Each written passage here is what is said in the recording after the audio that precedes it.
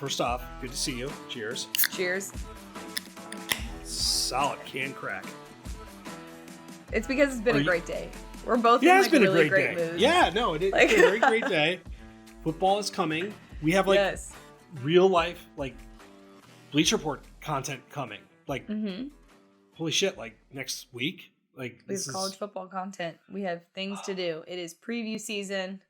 I'm so excited today. I got so hyped. I actually even like NFL camp updates of like Mitchell Trubisky being booed. I'm like, oh yeah, that's the good stuff. Like that is the like, yes, bring me. And then by like middle of August, I'll be like, oh Jesus.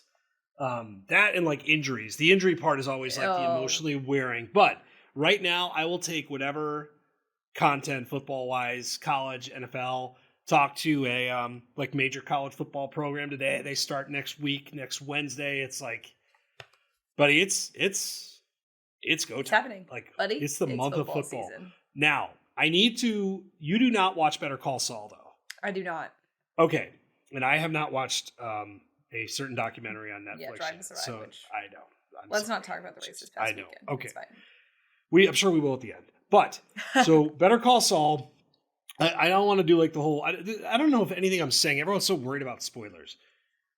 In the show, which is winding down, they do a flash. It's a flash forward in the show, but it's also obviously a flashback from the times we are in now. And there's this scheme, and for whatever reason, one of the people involved, who's actually Jerry from Parks and Rec, also amazing, is a Nebraska football fan. This show, which I feel like was written for me, was writing in like throughout the like an hour and 10 minutes. It's like extensive Bo Pelini references, extensive Taylor Martinez, if you remember him at Nebraska, because he used to just throw like a goddamn hand grenade, like one of the worst. Wasn't he at Nebraska for like 8,000 years? Yes. Okay. And there's I don't know if it still exists, but a YouTube video of him throwing where he like dips his shoulder down. Absolutely great. But they're doing these references that like, honestly, I feel like they have to be writing toward like college football Twitter. Okay. They talked about Nebraska joining the Big Ten. They're like, do you think they're going to join the Big Ten? I'm like, oh my God, this is already my favorite show, Paige. And just these Nebraska football, it's not the glory days of Nebraska. It's like Nebraska, like the beginning of the end of Nebraska. I just was, when I heard it, they're like, you think Martinez is going to be good this year? I'm like, oh my God, Taylor Martinez. Guy that threw like the most hilarious interceptions ever. I just really appreciate my show writing directly to me. To you? To me. Yeah. I mean, that's fantastic. I think every show should bring in some form of college football. Like I said, it adds the drama. It did. There's nothing and especially more dramatic like, than college football. But it's also like, what I love about it, it's like completely disinterested college football. Like, yeah, Pelini and Taylor Martinez, Nebraska. Yeah. Like, it's not talking exciting. about Nick Saban in Alabama like, or Clemson in Dabo. It is. And they were detailed, and the timing, they had like references to games. Like, it was just absolutely outstanding. So I use that as a transition to actual Nebraska football. Now, this is the ACC preview. We are actually we will into get our to the preview. ACC. So this is ACC, but of course, off the top, we have to talk what's going on in the world of football, which right now is just, it's still talking season. But Scott Frost at Big Ten Media Days essentially saying, you know, we had a chance to win basically every game last year, and we didn't. You know, and then saying this year's going to be different. I'm looking for the meaningful quotes. But he had like the one layup quote basically saying we were in every game last year. And I feel like everything Scott Frost says right now is going to be just like crushed. He'll be crushed for it. But he was also right. I mean, this is a pro-Nebraska podcast. It's becoming one because of Jason, but also because I think Nebraska's going to be good this year. So I'm wondering, where do you stand? Where are you at on Nebraska and Scott Frost? I'm kind of sick of there being like an expectation of them being good because I just don't think it's going to happen. Like, I think if it hasn't happened now, it won't. And maybe like I'll get like egg on my face and this will be a Harbaugh situation where they finally figure it out and make a playoff or something. That's certainly not going to happen. But I just have no hope and no faith in that program. Sorry, Jason. Don't be mad. There's like an angry review after this, and Jason's like, Paige is the worst. Yeah, no, 5 stars. So I don't want to go too deep in Nebraska. We'll do that in the Big Ten. I think there is something there, but they lost. I mean, that last year, double-digit single-digit losses, which is a really dumb thing to say. They lost double-digit games by single digits. They should have beat Michigan. Mm-hmm. That you go down the list. They should have beat everybody. So I don't know if that's a good thing or a bad thing, right? Like, it's obviously like you were there to compete. Yes. There's no such thing as participation trophies and almost here, all right? Oh, boy. You don't want, win games. Yes. Plain and simple. Win games. So just because you're close doesn't mean you're executing well. Like, there's the reason people do 2-minute drills and things like that. You can be close at the end of a game and completely blow it. So it's got to be the whole package, and I don't see it happening for them. The point, like the quote that was like the money one, he says, it's not a sky is falling situation. It may look like it, but it's not, which is always interesting when it may look like the sky is falling, but it's not not necessarily the thing to say, but, I don't necessarily disagree with him. The quarterback play, which he referenced, is going to be better. Good offensive coordinator. I'm kind of drinking the Kool-Aid right now. You are drinking the Kool-Aid. I am. It's okay. We're going to get to where I'm drinking the Kool-Aid too. It's fine. Just a different Kool-Aid than you are. And then we'll only do one more big... Sorry. Yes. I have to interject really quickly. Speaking of Kool-Aid, this is a very random thought, and this will reach only a niche audience. Have you ever watched the podcast? I guess you can listen to it too, but I watch it. With Bert Kreischer and Tom Segura. Oh my God. The Kool-Aid, the Kool-Aid video where he's drinking 64 ounces of Kool-Aid. Actual tears. Like for me, it was so funny. I could not contain myself watching it. I legitimately, if you don't know this video, please go look it up. I think it's called Two Bears, One Cave is the podcast. Yeah. Look up, or just look up Bert Kreischer Kool-Aid. If I'm in a bad mood, I watch that video because it instantly makes me cry laughing. It is so good. So it is one of the funniest. It's one of the funniest media clips ever. I'm not sure I've laughed like that with anything over the last 5 years. It is what you want your entertainment to be. Just naturally fun, dumb, and in the best possible way, entertainment. Yeah. It is outstanding. We hope to replicate that sort of dumb entertainment. You need the Kool-Aid episode. Okay, I don't know if you have other Big Ten takeaways. I haven't really caught up today as with media days going on. Didn't really see anything was interesting, but the Big Ten could still expand. I've seen a couple of reports on this. So obviously Notre Dame is the broken record. But I think it was Dennis Dodd today was talking about Cal, Stanford, Oregon, and Washington being potential targets. Yeah. So the only thing that really stuck out, and you hate to take anything from a press conference. It's really bad to do this because we have no idea. But I did think that Kevin Warren kind of braced everybody that stuff is coming. Mm-hmm. And what I'm really curious though, Paige, is we know Notre Dame. They're going to try and they want Notre Dame. Notre Dame is the natural fit. But I wonder if you're going to wait for Notre Dame or if you're going to pounce after. And a lot of this is what markets fit, what fits academically. The SEC will patiently wait. I got a sense from listening to him that the Big Ten is not necessarily going to wait and that there could be more expansion coming soon. What soon is, I don't know. But I get a sense that this is moving fast. He talked about the television deal being a couple of weeks away. Yeah. I wonder how much of that is involved with this as well, right? That part was the most fascinating part to me because basically what he said is normally with these TV deals, you see one big conglomerate possessing all of them.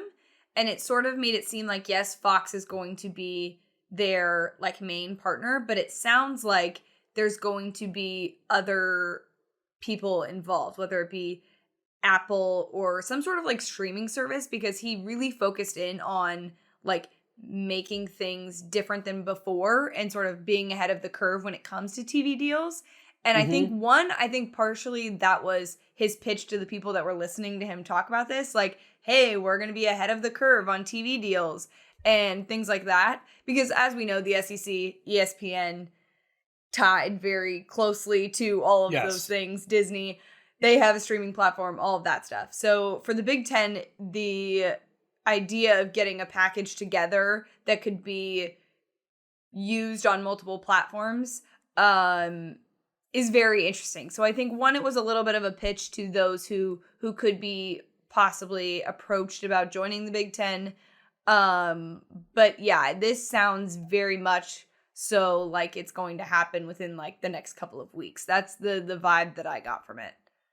So yeah, you get a sense the Big Ten also doesn't, like, for a conference that has been like bathing in tradition, has really decided like we don't really care about tradition. We need to stay relevant. Like, yeah, that's not. I don't even know if I'm reading between the lines. He basically said that we're not going to be left behind. You know, like that was another interesting theme in this, which I don't know if is going to resonate with a lot of people, to be quite honest. Yeah, well, to your point, I think somebody tweeted in the media about how like stop comparing the SEC and the Big Ten. The Big Ten doesn't hold a candle to the SEC and the success they've had with different teams winning titles and how many titles out of the last like 15 years they've had is like astronomical. We get it, but I do think in terms of like power conferences, like those are the two big ones. So I understand the like, okay, yes, they're not the SEC, but I do think they're going to bring something different to the table. And there's a lot of this going on in media and coach talk about like which conference is better and who can be what. We'll get to that definitely in the ACC preview because some of those coaches had interesting things to say about the Big Ten. Yes. But yeah, it's like we talk about this all the time. It's word salad right now. But it's brewing. Something's happening, and I just don't know what it is. I also think it would be hilarious if Cal joined the Big Ten after all of the like UCLA the state hoopla. Yeah, all the state hoopla. It's like, oh, by the way, we're just gonna let everybody go. We're good. This is, you know what, $1 billion for this revenue. We're all right. We're good. It is still strange to see like four like extremely West Coast teams. Like I know USC and UCLA, maybe we shouldn't be shocked by anything. And yet it still is really weird, like seeing these teams attached, and yet not weird at all. All right, let's talk ACC. Now, I'm going to pivot here for a second. Okay. I will put you on the spot, but I used to do this with teams. I'm going to put me on the spot first, and then put you on the spot. I'm kidding. You're good. I want to compare conferences to alcohol types. Okay. So I used to do this on my blog. Wow. I think I even did it on Bleacher Report one time. They may even let me do this back when like guidelines and all that. Are you asking me if you can do it again? Because I think the answer is no. Yeah, no, it's definitely no. That's why I'm doing it here, where we get yelled at for cursing and there are no rules. Kind of. There are no rules here.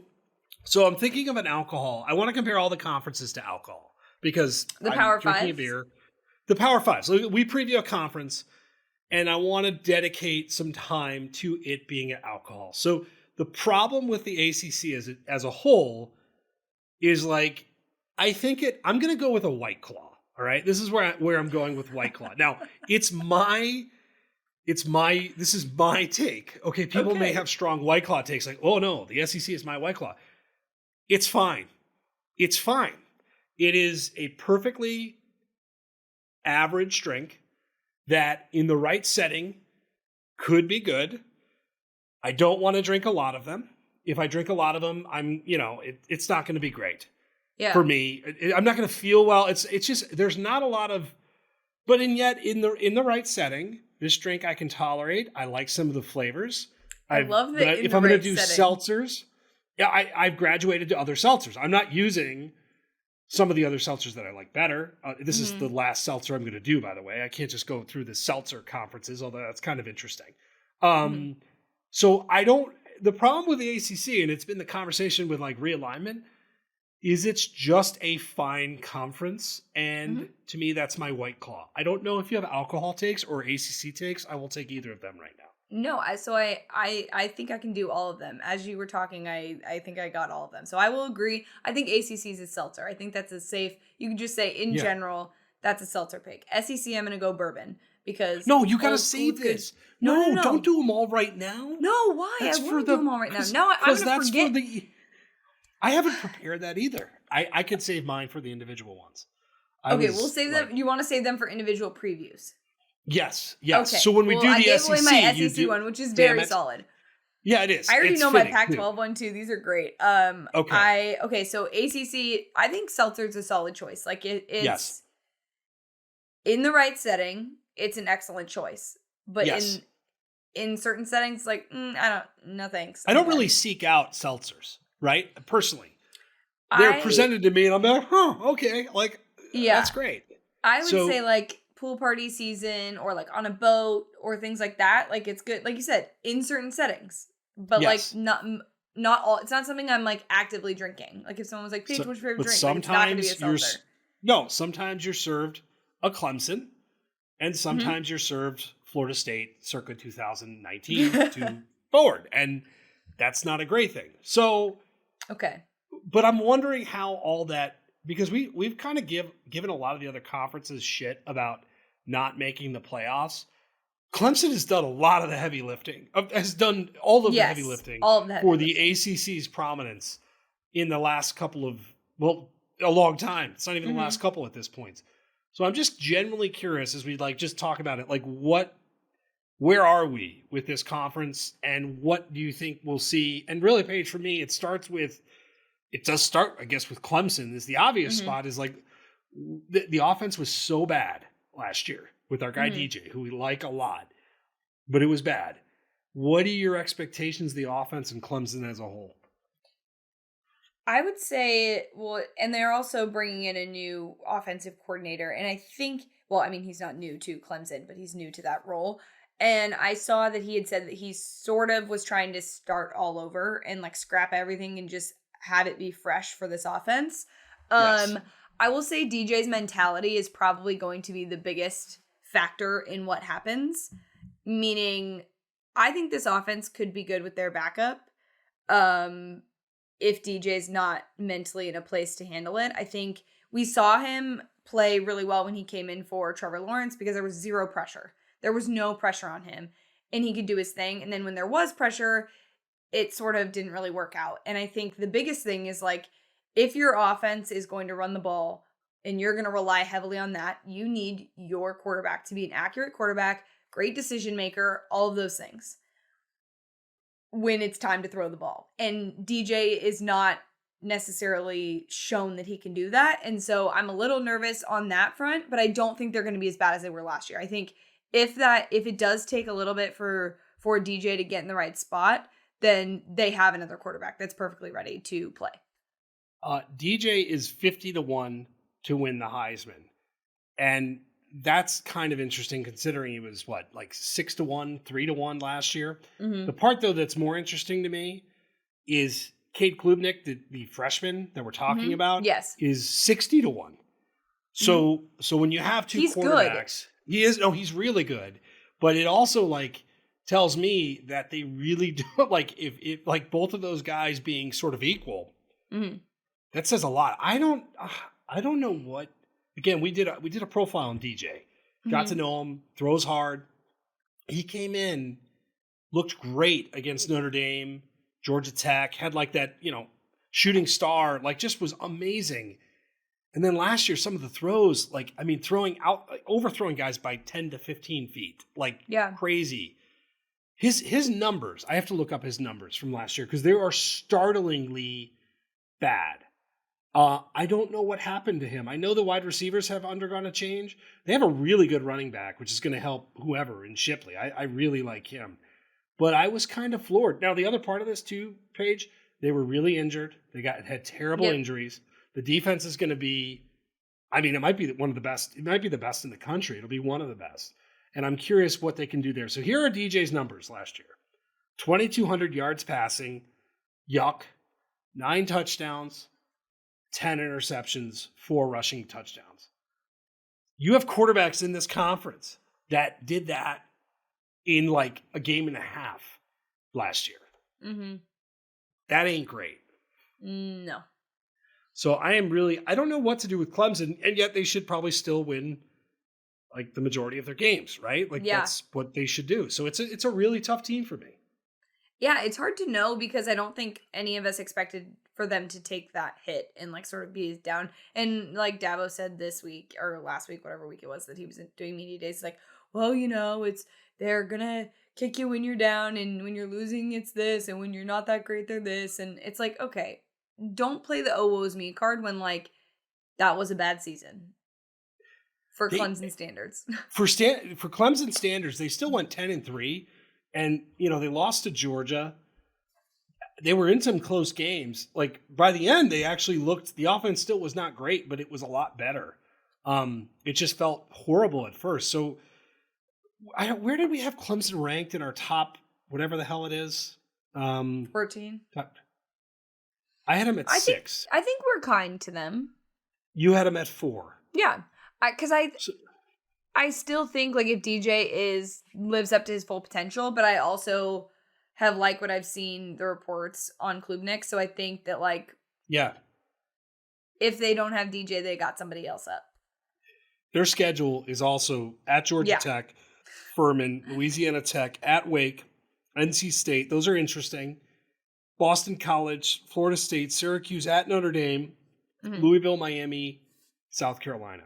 It's actually, there's more teeth on that than there's been. There's not a Georgia on there. But so we are kind of wait and see on Clemson, and yet I get it. Like, if the defense is really good and the offense is just okay, they should be pretty good again. Like, it's pretty simple. They could be really good again. They could be a playoff team. Miami. I'm liking Miami, okay? I feel like I need a Miami intervention. And I'm waiting, maybe you could provide one for me. Yes. Because the more I think about Miami, the more I like. Am I dumb for doing this? You're a big Josh Gaddis guy, right? Is that why you also? Oh yeah, and the quarterback, and I like Cristobal. This is like the like stars aligning for some. Yes. Yeah. There's some things going on here. So Gaddis was great. Van Dyke was amazing. Cristobal's good. I'm liking Miami a lot, and I need reasons not to, because I'm going to probably lose a lot of money on them at the current rate if I continue down this path. I mean, I'm not totally against it. I think they're going to be better off than they were last year. And there were like glimpses. So I'm hopefully optimistic about Miami. I will not smash them the way that I smashed Nebraska's hopes and dreams. I think in terms of teams returning to glory, I think this is the step in the right direction. And I think a lot of people are bought in. I will say recruiting for them in the next couple of years is going to be huge, but I know that doesn't apply to this year. But I'm hopeful that Miami will be in a solid spot and be good, because again, that's more fun to watch the ACC when there's other teams besides Clemson that are good. They were the pick to win the conference by the media. Doesn't know anything. September 17th at A&M is super fun football game. I think Miami's probably outmanned and muscled right now in that game. Maybe not in a couple of years, but right now probably are. Yeah. Also, turnover chain. Where do you stand? So the turnover chain is dead. RIP turnover chain. Yeah. What are your thoughts on the turnover chain? Mario Cristobal, I guess, said no more turnover chain because he's like a no nonsense guy. I'm kind of sad. Like, that's a thing that we saw Miami start, and then like everybody sort of copied a bunch of different things. I think it's okay to have a little fun. Maybe it was a little distracting because it was super flashy and guys were focused on that. So we'll see how it goes. But I hope maybe after the first year and seeing, if they can be successful, maybe they bring it back in some capacity. I don't know. It kind of makes me sad. I feel like you're allowed to have a little fun. And now it's like no turnover chain. It makes sense that you have like the ultimate Miami guy who's basically saying like, you could talk shit when you're good again, which is kind of what he has said. Like when those teams that he was involved in were like, they had swag, but genuine swag, like earned swag, and they would beat the hell out of teams. And then, obviously the U mantra was born. I agree with you. I think as that stuff grows, like you could grow into whatever that new level of swag is. Felt like the turnover chain, when you do think about it, did start. I mean, we had a slot machine on the sidelines last year with UNLV, chainsaws. What else? The Like there's been a chainsaw for Oregon lot. State. There's a lot of them. There's like just hoops for dunking. But I think like that's part of the generation of kids that are playing right now. That's their generation. They grow up doing like funny things like that. And I feel like it's a little like rigid to be like, hey, bye turnover chain. But I get wanting to establish like your own rules, and maybe they come up with something different that's a little less, flashy and ridiculous to spend millions of dollars on it. I don't know if it's millions of dollars, but a lot of money on turnover chains. I mean, that thing had a lot of diamonds on it, but I was kind of sad to see it go. Yes, I agree. I get why Cristobal would do it. I will miss it in a weird way. The other thing, though, when you think of Miami, like you think De'Aaron King was a big deal, goes up against Alabama, gets hurt, right? Like, I mean, it was bad. Van Dyke steps in. His year, 25 touchdowns, 6 interceptions, threw for 350 yards in like 5 of the last 6 games. Like, really good. Miami last year, by the way, Paige, like won, 5 of the last 6 games? Did get to play in the bowl. Like, they actually ended on a really nice note. Also, doesn't that whole Manny Diaz thing feel like it was 10 years ago? Yes. Does that feel like a long lifetime time ago? Lifetime ago. So, like, is he fired or is he not fired? What is happening? If they beat A&M, and I don't know what that spread is right now, I'll have to look it up. Like, the buzz... When is that game? It is the third week. And... Oh, no. So, if you beat A&M, and I think that would be the time you want to play A&M, that will change it. But yes, so they start Bethune-Cookman, Southern Miss, Texas A&M, Middle Tennessee. That is an interesting out-of-conference slate there. Yeah, I don't know that they're going to win that Texas A&M game. I don't think so either, especially because it's on the road. Mm-hmm. Fun football game, but I don't necessarily think that's a game. All right, now I have to look at if there is a line on that. Hold on. DraftKings, don't steer me wrong. So the line right now is A&M -8. If you had to make a bet on that game, are you leaning A&M? Yeah. It's a big number. Well, yeah, it's more than one touchdown extra point. Looking at all these point spreads just gets me excited. Iowa State, Alabama, Texas, Auburn, Penn State. Are you okay over there? Jeez. Just saying. I'm not trying to turn into that kind of podcast, but man, all these point spreads, I'm writing about locks. Feeling pretty good. All right, let's talk Wake. Okay. Or Pitt. Let's go with Wake, because remember how you just said you are on the Miami bandwagon? I am on the Wake Forest bandwagon. I was looking into this team. First of all, they're bringing back more than 20 starters. Yes. But their quarterback is ridiculously solid, okay? Now, he's great. But even more importantly, their offensive line is made up of like 2 6-year guys, a 7th year, and a 4th year. Like they legitimately are like seasoned veterans that are playing in front of him, and that to me is going to be the biggest factor. Now, we do know that team was good offensively last year. I think they ranked pretty high in like points scored per game. And their defense was a problem, but they added a new defensive coordinator. So I'm hopeful that they can at least, and also it's the ACC, it's not like standard defense. But that defense or that offense, I think, is going to be even better than we saw last year, which is like kind of crazy to think about. That their offense looks miserable to play against because they do that little read option, and Hartman, the quarterback, like holds onto it for like an obscene amount of time, and then has like the run through. I mean, it looks horrible to guard against. The game last year, I'm trying to figure out what week it was. It was Army. It was in October. I was trying to remember where it was. So the final score was 70-56. Yep. I had Army, I believe, -3. And I remember thinking like Army, because that was one of the most fun football games of the year. Mm-hmm. Like I had Army scored 56 points and I lost by like 2 touchdowns. Yeah, like it was like, no, that hurts. I think that was a favorite pick on the pod, and it was like, oh my God. But no, in terms of general enjoyment, Wake was undefeated through that game until November, and they lost like a really close one at North Carolina. I was on North Carolina that game, no big deal. And then they got blown out by Clemson, and they got beat by Pitt. And then they beat Rutgers in one of the weirdest bowl games ever. But I like this team. They are like they've got really good weapons. You mentioned the quarterback. Hartman is really good. Yeah. Again, I'm curious to see how they can run it back. But I do think that they're going to get like a little, like we're sleeping on Wake a little bit. Yeah, I think in terms of like, can Pitt run it back or can Wake run it back? Like, I'm betting all of my money on Wake as opposed to Pitt, because I think Pitt's definitely not going to be able to replicate, I think, what they had last year. And especially when your head coach is talking shit about the Big Ten and saying that they could go to the Big Ten and win the Big Ten every year. What is he doing? Did you hear that? So he basically... he's talking shit about everybody. Yeah, he was talking shit mostly about how if Kenny Pickett played in their bowl game, that they would have won. They would have kicked Michigan State's ass.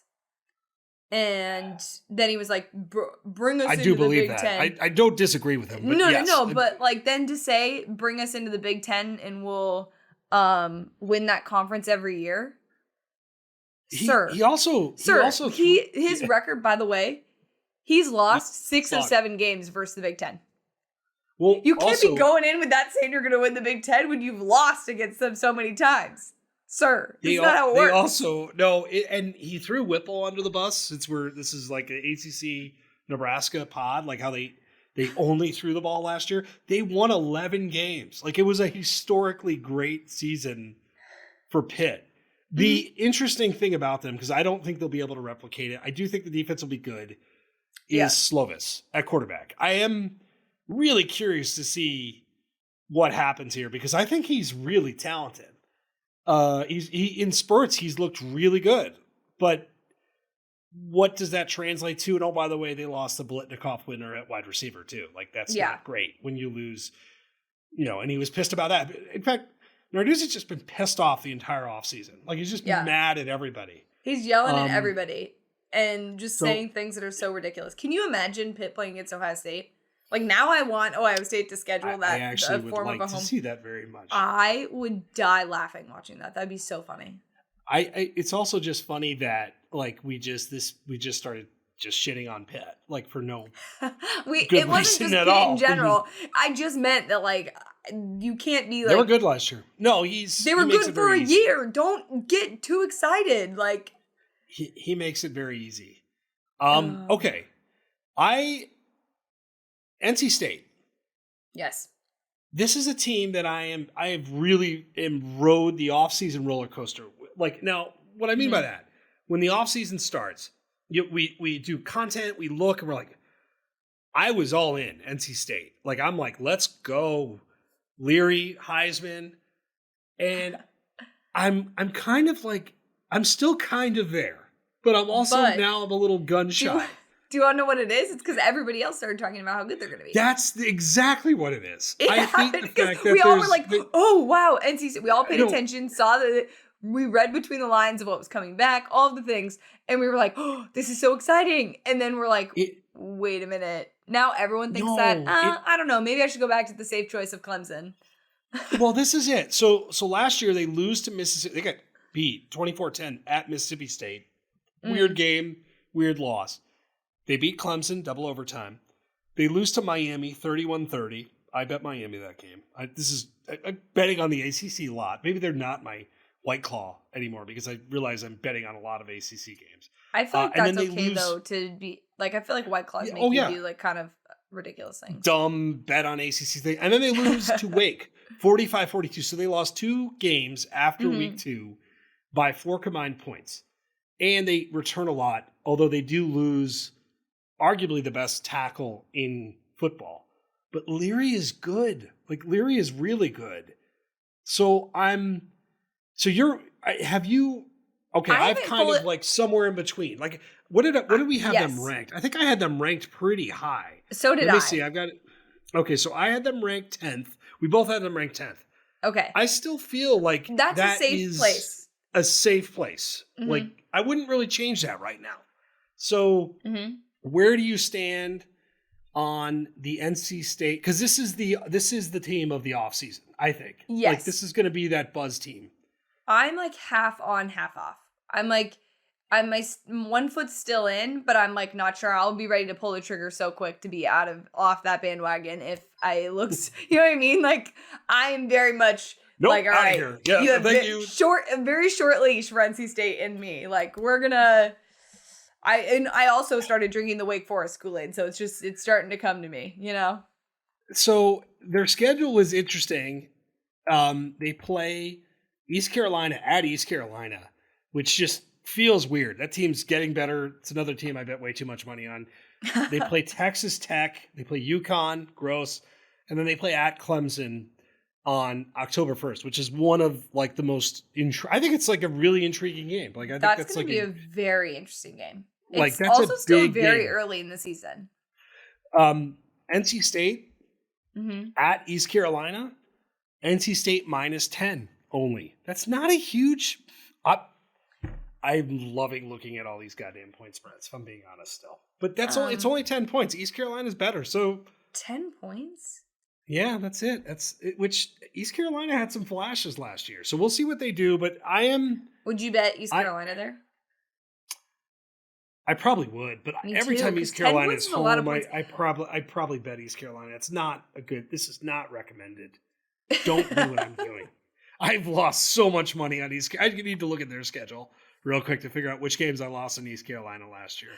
This is like they were so bad, and then they got like, let's see. I think I bet them in the opening week against App State, lost.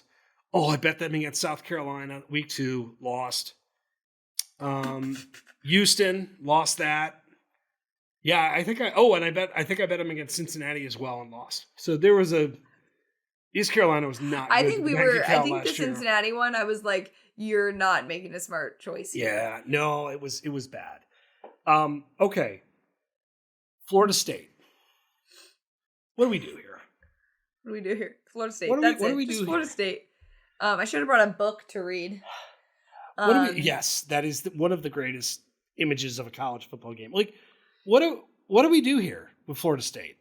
We just hope for the best because it's so sad. That's so bad. The hope for the best. Like, I'm not optimistic. But I almost like feel really bad for them. Before I enjoyed like making fun of them. Now I almost like feel bad. So, actually, Florida State plays week 0. I didn't know that. I think against a high school team, the Dukes, and then they play That's not a LSU. real team. Is this the case of like the fake team that gets on ESPN? I didn't know they played week 0. That would be a very Florida State thing to happen, where the Florida State like puts a like non-conference game together that's with like a team that's not real or a school that's not real. It would be I mean, they lost last year. On one of the worst defensive plays against Jacksonville State that you will ever see. And you think about their start to the season. They lose to Notre Dame in overtime in what was a really fun game. And we were all so excited. And then they lose on one of the worst Hail Mary losses ever to Jacksonville State. They get crushed by Wake. And then they lost to Louisville. And then they sort of stabilized it, but still, like, they went 5-3, and they're like, I mean, this is not good. Like, Norvell, obviously, if he doesn't win, is going to be fired, and then I'm assuming they're going to hire Dion. Like, that's what's going to happen here, right? We're already on Dion watch. I mean, just the money aspect of this just blows my mind. Like, they're paying so many guys not the coach there, it feels like. It's very bad. You know what I mean? Like, I would love to just be a part of a staff and just get that, like, hey, we don't think you're good enough, so we're going to pay you not to be here. What is their recruit? I'm looking up their recruiting because we are not they a recruiting had a weird show. Start with Norvell and like the situation of players being not thrilled. I don't really know. The whole thing was very odd. There was a lot of he said, she said going on last year. In the 2023 class, they are currently 45th. That's not great. Especially with NIL and like Florida schools, but I guess Miami's really dominating. I don't know if they're actually dominating Florida, but I would imagine that was the case. And they were the 20th class last year, which is behind Missouri and Kentucky, for reference. Also not great. And Stanford. For reference. Not great. So I like Norvell as a coach. I have. It started off weird, if you remember, when they had... yeah, that's what I said. There was a lot of weird player stuff going on. Like, just all that stuff. And then, like... But I don't know. Like, he is... If you're looking at your hot seat rankings, which I hate doing... That's the guy, right? Like, this is... I thought he might get fired last year. So I don't know what to do with them. I don't have any strong feelings one way or another, other than I don't see it. I don't think this is going to be the year that they rebound. You're sort of on the same page that I am. Like, no pun intended. That, like, you sort of feel bad for them. Like, now it's, like, kind of sad to watch. You know what I mean? Like, it's kind of to the point where it's like, this is getting so bad and so ugly that, like, they can't figure this out. I don't know. It just seems not great. Okay, so North Carolina, interest you at all? Nah. Mac Brown? Nah. Louisville? Yeah? Not really? I mean, the rest of the conference, Duke. We're not going to talk Duke football. Like, I'm just telling you, we're not talking. I'm Duke. just not. But I will bet Duke football at some point. Okay, well, I will give you some odds. I lost when I was there. I went to a Duke football game. Duke Louisville. That was something. Yeah, that was something. That was something. That's all. That's all it was something. All right, here are odds.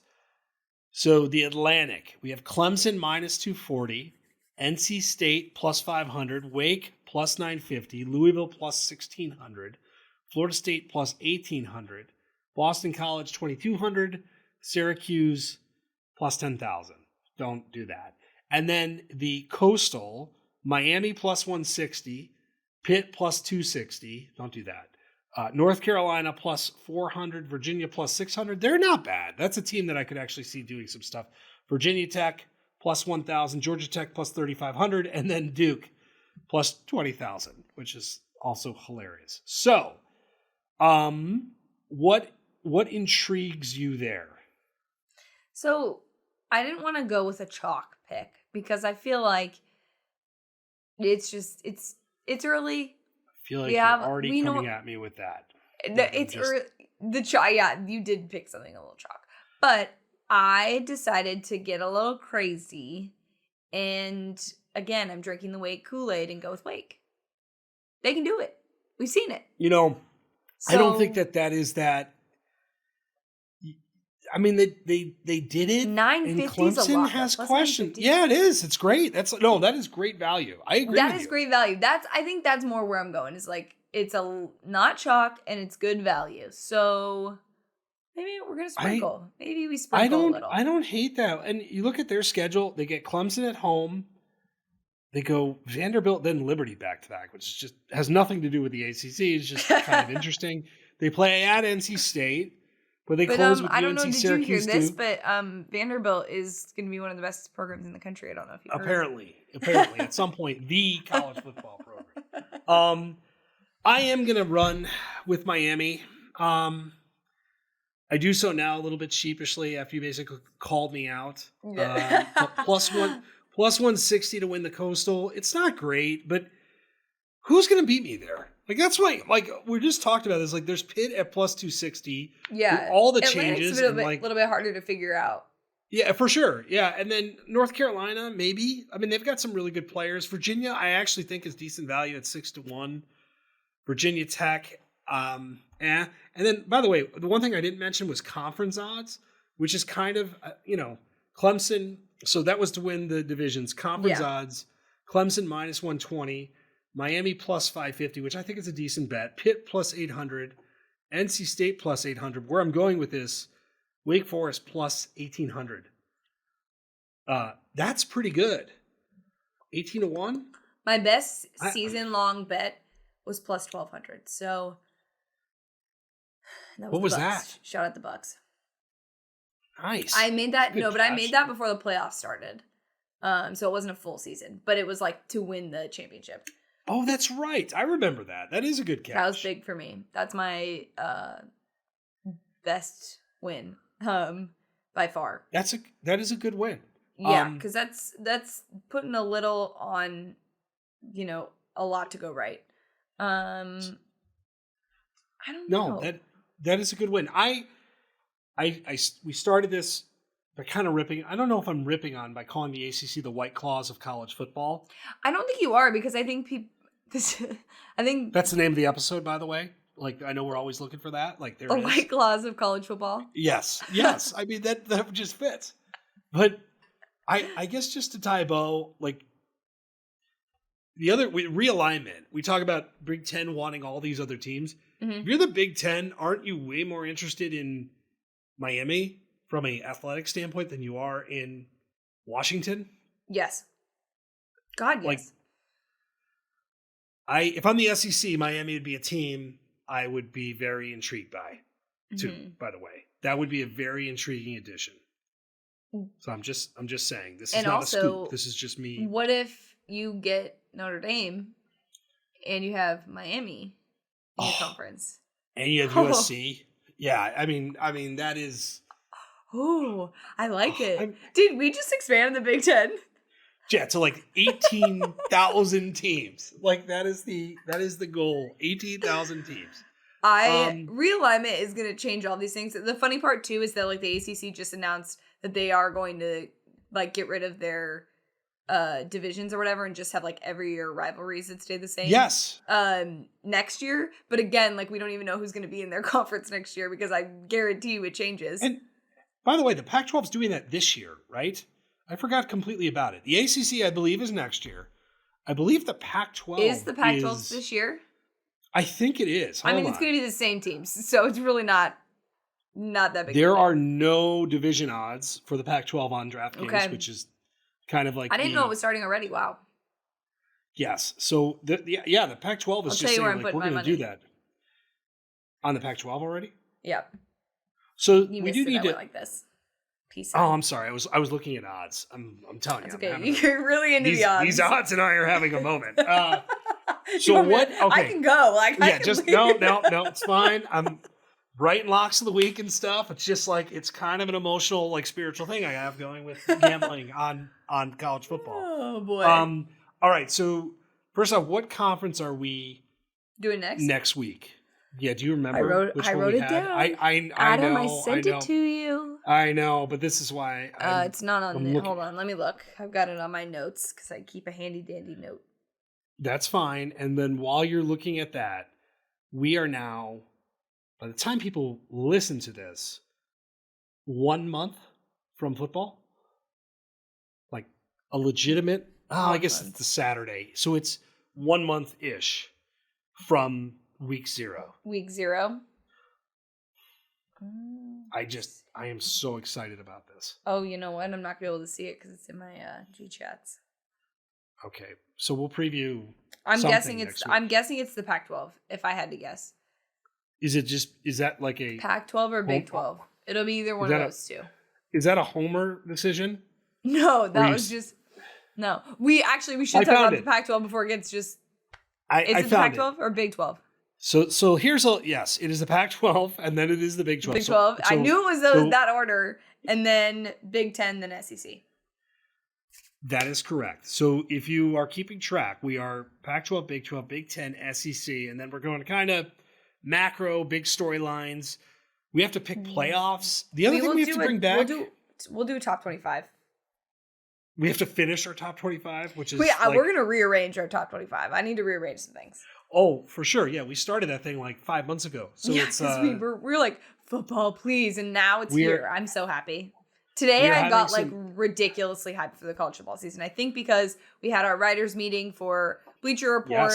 Yes. Everybody's sort of getting on pace to start writing. So for me, that's like the sign of like, okay, the anxiety of getting it all organized and prepping is sort of in the past. And now we get to focus on like, let's just play ball. No, in all seriousness about the odds, like I have a start next week, my Heisman picks. So I'm doing the Heisman too with locks. So it's locks of the week, even though they're not technically. We will picks give the people your BR locks of the weeks on this pod. How about that? And you can grade them. Yes. Ooh, I like that. Grade my picks. I like that.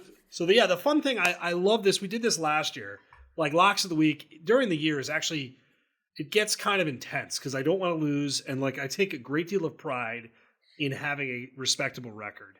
But the preseason stuff is a lot of fun. So win totals are coming up. We've got national championship bets coming up. I love this shit. I really do enjoy this stuff immensely. Okay. This was like an efficiently timed pod too. And also like very little tomfoolery besides you getting like hot and bothered by spreads. Spreads. You sweating? Yeah. Oh, man. All right. So next week, Pac-12, I am looking forward to an extensive Arizona football preview. Don't even, I'll rep the squad. Yeah. And I have to figure out what I'm doing with USC, by the way. I still don't know. I don't know how we can, I want to talk about next week, how we can talk about USC like adults this year. Yeah. How are you talking about them as because it's not going to happen. No, it's not going to happen. Also, it would not be a No Punts Allowed podcast this summer without mentioning I love the new addition to Live Golf, which is relegation. So, like, if you're bad, you actually don't get to keep making all of that money, and that is excellent. So, I just wanted to throw that out there. Yeah, and 14 tournaments in 2023. Yes. $400 million in prizes. Charles Barkley flirting with the Live. They're doing some smart things. If we're going to call it straight, they're doing some really interesting stuff. It's frustrating. I know it is. And then you have golfers that are continuously converting still. So PGA Tour playoffs are starting up, and then I wonder what's going to happen since we do sprinkle in golf. Yeah, we love every golf. once in a while. And we're going to have a... Go ahead. No, go ahead. No, you first. And you need to get to the Formula One documentary because this is the last race this weekend before summer break. So you have summer break to get caught up, which is 3 weeks. And honestly, once the season starts, I'm toast. Exactly. So that's why I'm like, you have 3 weeks to get... I have to get moving. All right, I will do that. I keep saying that, but I will do that. Oh, also, we don't have Picks and Pints yet, but it's a good one. Sierra Nevada, which is more of a national beer now. Yeah. Most of the beers I drink are like suburban Illinois. Hazy little thing IPA. Nice IPA. Not great. Better than a White Claw? Not bad. Yes, of course. I do need to think about Pac-12 drinks, by the way. I had the Pac-12 one already. Locked and loaded. Yeah, I'm going to put a lot of time into that one because it can't be like just the obvious insulting drink. It needs... I was built for this. Like, this is a task that I was This is funny because if you were on TikTok, you could... Maybe we'll make a TikTok about this, or I'll just do it. Where it's like college football conferences as wines. Like, that's a lot of TikTok content. It's like things as whatever. I actually wrote down, I think, baseball teams as alcohol as an idea for one. So we're on the same wavelength. Yes. Yeah, I'm going to go look at my old teams as alcohol. That used to be great content. That was fun. I will figure out. It won't be on BleacherReport.com, but... No, not anymore. That's all right. No punts allowed it will be. Absolutely. All right. So a reminder too, by the way, since I started spamming people on Twitter, like, share, subscribe. What are all the buzzwords people say? Like, please, beg, support us. We're doing big things. Like we are gearing up for the season and we want more people. So help us do those things. I can't sound more desperate than that. What? It would sound, if I was saying that, it would sound bad, but you saying it like just makes it so much better. If you say it like an 11-year-old, maybe it sounds slightly less desperate. Okay, with that, we will talk to you guys next week.